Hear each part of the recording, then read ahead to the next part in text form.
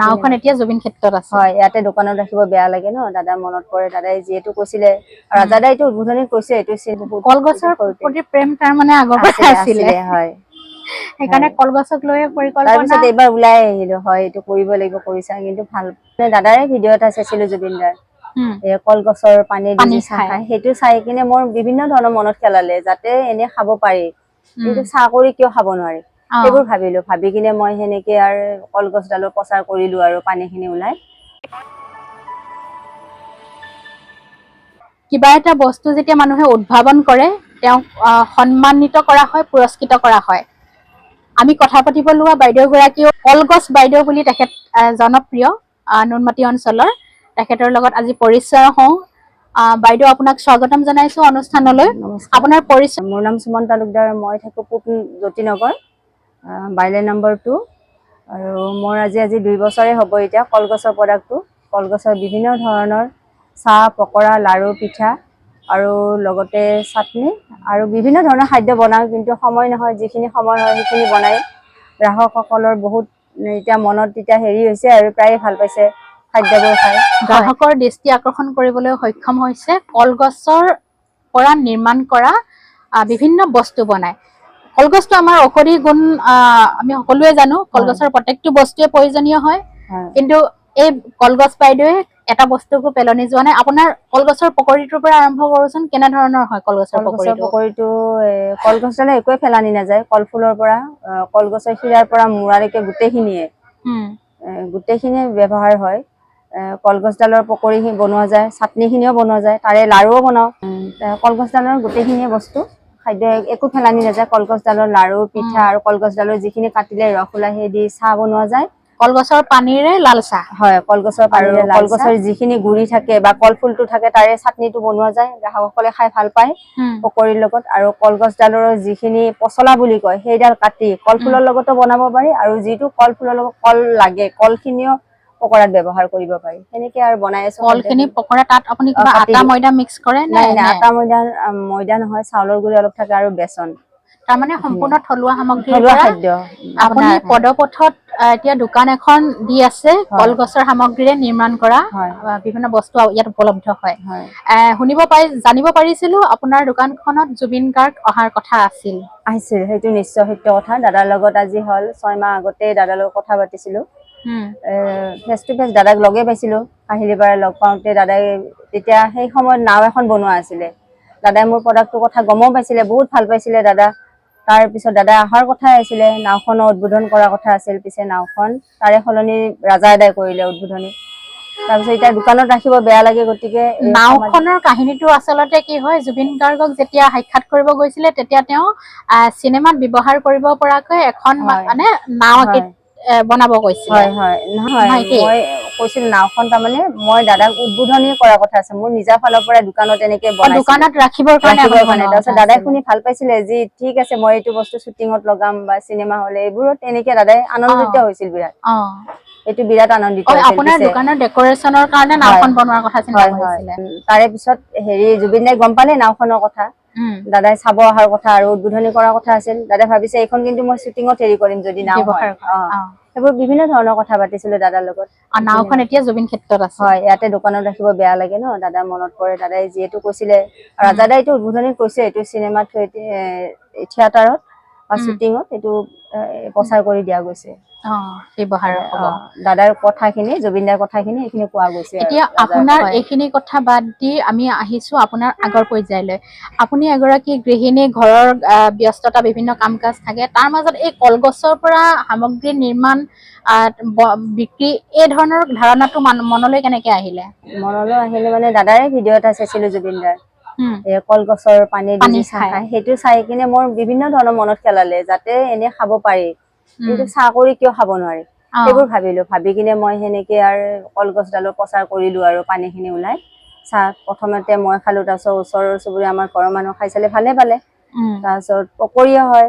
তাৰপিছত আচাৰো হয় চাটনি হয় বিভিন্ন ধৰণৰ আৰু খাদ্য মানে আৰু ৰুটি বনাই খাইছো ভাল লাগিছে ৰুটি বনাই মানে কলগছৰ পানীটোৰে কলগছৰ যিটো মূৰা আছে তলৰ সেইটো পুৰা একদম গুৰি কৰি কিনে হেৰিৰ লগত বনাব পাৰি আৰু চাউলৰ গুড়াৰ লগতো বনাব পাৰি আৰু এনেও আটা গুৰি দিয়ে, যোনে যি দিব পাৰি আৰু সেই ধৰণৰ সামগ্ৰীবোৰ সাধাৰণতে আমাৰ মুখত পৰাগে নাই এতিয়ালৈকে। কেনেকুৱা তাৰ ভাল লাগে, গ্ৰাহকে কি ধৰণে মন্তব্য কৰে আপোনাৰ খাদ্য খাই? খাইতো ভালে পাইছে, সিহঁতে বোলে গোটেইখিনি পোৱা নাই যদি যিখিনি পাইছে সেইখিনি প্ৰায় ভাল পাইছে। কলগছৰ যিহেতু নিৰোগী বস্তু প্ৰায়ে কয় বাইদেউ বহুত ভাল লাগিছে, এইটো নিৰোগী বহুত বেমাৰৰ কাৰণে কাট যায়, লিভাৰ কিডনী আৰু মইও শুনিছো থাইৰয়ডৰ কাৰণেও ভাল কলগছডাল। ফেলানি নাযায়, বিভিন্ন ধৰণৰ বেমাৰত আৰু ঔষধি জাতীয় বস্তু বুলি কৈছে আৰু। হয়, কলপাত খিলাক আপুনি কেনেদৰে ব্যৱহাৰ কৰিছে? কলপাতটো আচলতে যিটো কলপাতটো ওলাই সেইটো পকৰিটো দিয়া যায়, আৰু মই কোনো ধৰণৰ প্লেট ব্যৱহাৰ নকৰো, ডিছ ব্যৱহাৰ নকৰো, চব কলপাত ব্যৱহাৰ কৰো। কলপাতত দিওঁ গ্ৰাহকক, আৰু যিটো কলফুলটো আছে কলফুলৰ যিটো দোনা থাকে সেইটোতো দিওঁ গ্ৰাহকক। ভালে পাইছে এইবোৰ। কলফুলৰ দোনাটো দিওঁ, কলডিলৰ দোনা থাকে সেইটো প্লেট কৰিছো মই। প্লেট আৰু মই অলপ ব্যতিক্ৰম ধৰণৰ সেইটোৱে চলি আহিছে আজি 2 বছৰ ধৰি, গ্ৰাহকেও ভাল পাইছে কলপাত ব্যৱহাৰ কৰে। 2 বছৰ ধৰি আপুনি এইখন দোকানখন চলাই আহিছে? হয়, 2024 চনতে চলাইছিলো, নৱেম্বৰত আৰম্ভ কৰিছিলে। এতিয়ালৈকে যথেষ্ট গ্ৰাহকৰ সমাদৰ লাভ কৰিছে। পাইছো। পৰিকল্পনা কিবা কৰিছে নে দোকানখনক লৈ, যে মানে এই কৰিছে। ধৰণৰ এটা তাৰমানে আমাৰ কাৰণে এটা নতুন কনচেপ্ট হয়, নতুন এটা ধাৰণা। অকনমান যদিহে আৰু অকনমান গুৰুত্ব দি যদি কৰা হয় আপোনাৰ নিশ্চয় মানুহে আদৰি ল'ব আৰু আদৰি বেছি ল'ব। ভালকৈ। বৰ্তমান আদৰি লৈছে, বহুতে কৈছে ভন্টি এনেকুৱা অৰ্ডাৰ আছে, কিছুমান পাৰ্টিতেও মাতে, পাৰ্টি বিলাকক বনাই দিব। তাৰপিছত মোৰো মিলিব লাগিব, মোৰ ইফালে কাপোৰৰ এটা সাধাৰণকে ব্যৱসায়টো আছে। কাপোৰৰ ব্যৱসায়টো সেইটো চলাই আছো ঘৰতে, সেইটো আৰু কোনোবাই কন্টেক্ট আহিলে। সাধাৰণ মহিলা এগৰাকীৰ মাজত কিমানখিনি প্ৰতিভা লুকাই থাকে তাৰে এটা নিদৰ্শন। সেয়াই নাৰী শক্তি আজিৰ। এইখিনি কৰাৰ উপৰিও আপোনাক মই প্ৰথমবাৰ দেখা পাইছিলো জুবিন ক্ষেত্ৰত, আপোনাৰ হাতেৰে চাহ পিঠা খাইছিলো। সেই বিষয়ে কওকচোন অকনমান। সেই বিষয়ে মানে মানুহখিনি যিহেতু ভালে পাইছে, ময়ো মনতে খেলালো, যিহেতু দাদাৰ জুবিনদাৰ ক্ষেত্ৰত কওক মানুহখিনি, দাদাইও চাই আছে, দেখি আছে। তাৰপিছত মানুহখিনি বিভিন্ন ধৰণৰ, তাতে হয়তো কোনোবাই সুখত থাকে, খাবলৈ নাপায়, মনটোও নামানে। দাদা সমাধি হোৱাৰ পৰা তাতে গৈছো, এনে যাব বেয়া লাগে। তেতিয়াৰ পৰা সিদ্ধান্তটো লৈ মই সপ্তাহে সপ্তাহে যাম, তাতে চাহ পানী খিনি খুৱাম, খুৱাই আছো বৰ্তমান এতিয়ালৈকে। কালিও গৈ আহিলো, কালিও বৌক দেখা পাই আৰু বৰ আনন্দিত হলো। বৌ মোৰ হাতৰ লাৰু, পিঠা, পাতে বান্ধা এইবোৰ খালে, বহুত ভাল পালে প্ৰায়ে, আৰু যিখিনি আছে সাংবাদিক খিনিও খালে, বহুত ভালে পাইছে। এই যে আপুনি জুবিন ক্ষেত্ৰত মানুহসকলক আপোনাৰ হাতেৰে বনোৱা সামগ্ৰী খুৱাই আছে, তাৰ খৰচটো কোনে বহন কৰে? জুবিন দাৰ এইখিনি মোৰ নিজৰ ফালৰ পৰা খুৱাইছো, মই ঘৰৰ পৰা মই নিজে বনাই হাতেদি খুৱাইছো। কিমান বহল মনৰ গৰাকী হ'ব লাগিব তেওঁ নিজৰ পৰিয়ালটো চলাবলৈ? আপুনি মানুহগৰাকী দেখিয়ে গম পাইছে যে তেওঁ নিজৰ পৰিয়ালটো চলাবলৈ কিমান সংগ্ৰাম কৰি থাকিব লগা হৈছে ভিতৰে ভিতৰে। তাৰ পাছতো তেওঁ মানুহক আপ্যায়ন কৰিবলৈ পাহৰা নাই। এয়াই প্ৰকৃত অসমীয়া, এয়াই জুবিন দেশৰ নাগৰিক। আৰু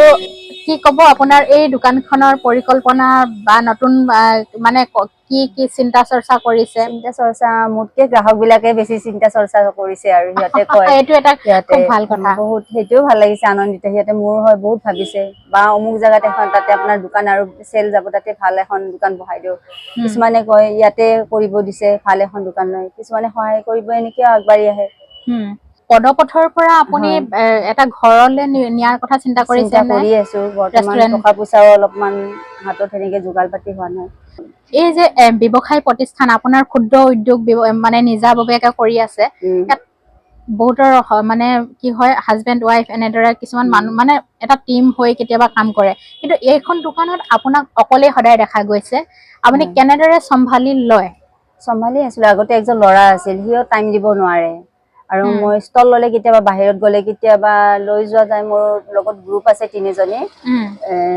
মহিলা আছে, মোৰ লগত কাম কৰে। এয়া মীৰা একজনী আছে, আৰু একজনী আছে প্ৰতিভা, আৰু একজনী আছে বিনু বনিয়া। এই 3জনী মহিলাক লৈ মই ষ্টলতো ষ্টলতো বহুত ভালে পাইছে। এই জুবলি হলতো আজি 3 মাহ মান দিলো, তাতেও বহুত ভাল পাইছে। তেখেতেও কৈছে ভাল পাইছে, আৰু আগন্তুকলৈকে আকৌ মাতিব, আকৌ হেৰি কৰিব। কলগছ বাইদেউ বুলি আপোনাৰ নামটো কেনেদৰে আৰম্ভ হল, কেতিয়াৰ পৰা আৰম্ভ হল? কলগছ আৰম্ভণিৰ পৰা কলগছ বাইদেউ বুলি চবতে মাতোতে বেনাৰখনো অসমীয়া হেৰিতে লিখি দিছো, গামোচাত কলগছ বাইদেউ বুলি। তেতিয়া আৰু বুজি পাব কলগছৰ খাদ্য, আপোনাৰ প্ৰকৃত নামটো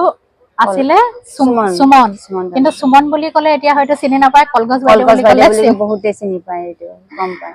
কলগছ বাইদেউৰ দোকানত কিন্তু আমি আৰু এটা বস্তু প্ৰত্যক্ষ কৰিছিলো যে বাঁহৰ মুহাৰ কিছুমান বস্তু এই ধৰণৰ সেই যে শিল্পকৰ্ম ইমান নিপুণকে বনাইছে সেইখিনি কাৰ আইডিয়া বা কোনে বনাইছে এইখিনি মই ক'লোৱে যিখিনি দাদাৰ এটা মই ভিডিঅ' চাইছিলো জুবিন দাইটো অহাৰ কথা আছিলে দোকানখন মোক অলপমান আগবঢ়াই দিয়াৰ কথা আছিলে দাদাই সেইটো নহ'ল মনত বেয়া তথাপিতো ভাবি আছো দাদাই আছে মোৰ লগত ইয়াতেও আছে আমাৰ অসমবাসী চবৰে লগত আছে দাদাই সেইটো আৰু সেই ভিডিঅ'টো চাই আৰু মোৰ বিভিন্ন ধৰণৰ মনত খেলাই গ'ল আৰু তাৰপিছত আপুনি বাঁহৰ মুহাবিলাকো কাটি কাটি এইধৰণে বাঁহৰ বনালে মুঢ়াটো মই ভাবিলো যিহেতু অসমীয়া দোকান সেইটো মোৰ নিজৰ চিন্তা ভাৱনা এইটো মোৰ নিজা চিন্তা ভাৱনা দি মই দোকানখন নিজে সজাইছো জাপি যিহেতু অসমীয়া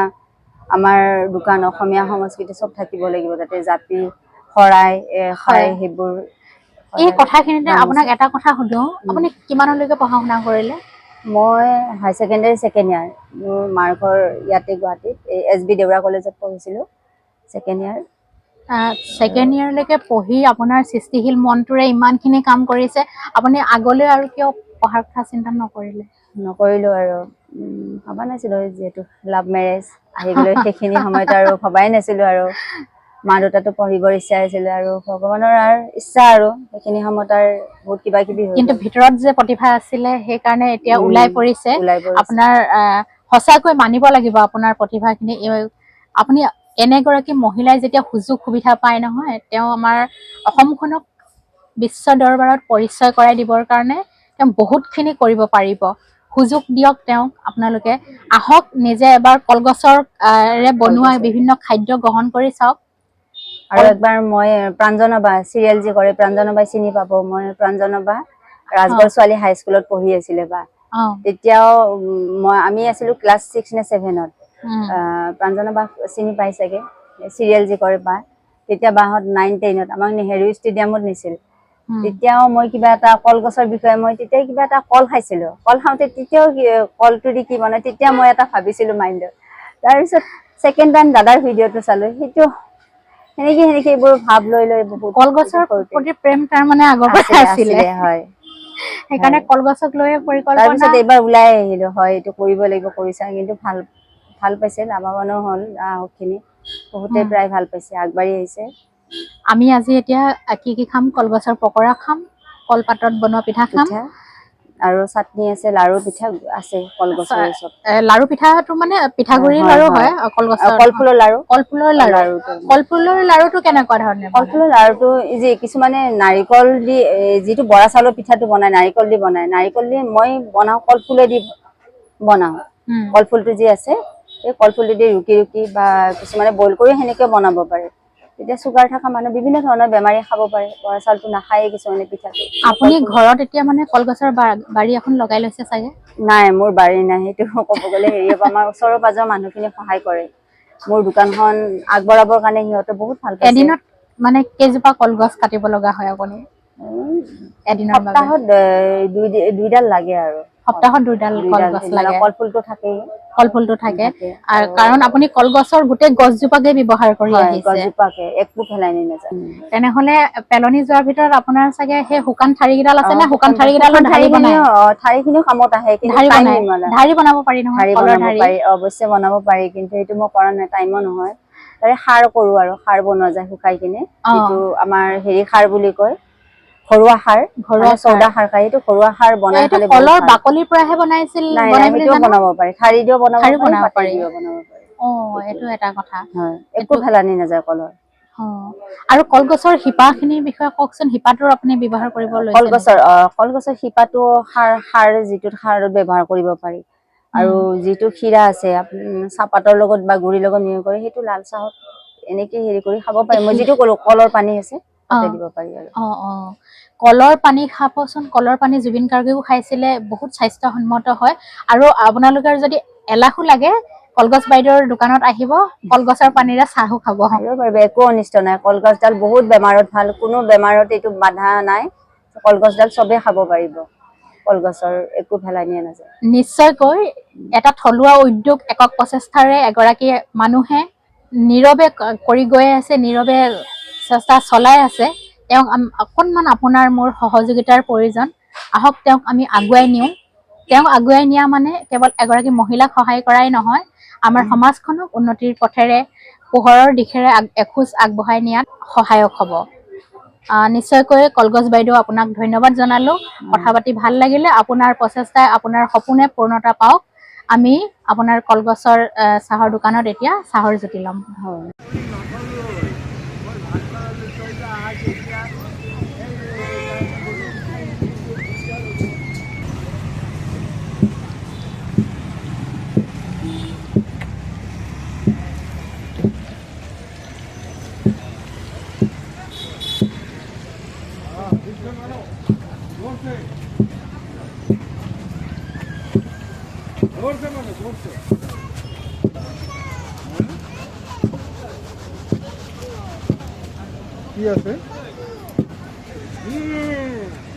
নুনমাটি অঞ্চলৰ ইণ্ডিয়ান অইল পেট্ৰল পাম্পৰ সন্মুখত পদপথৰ দোকানখন।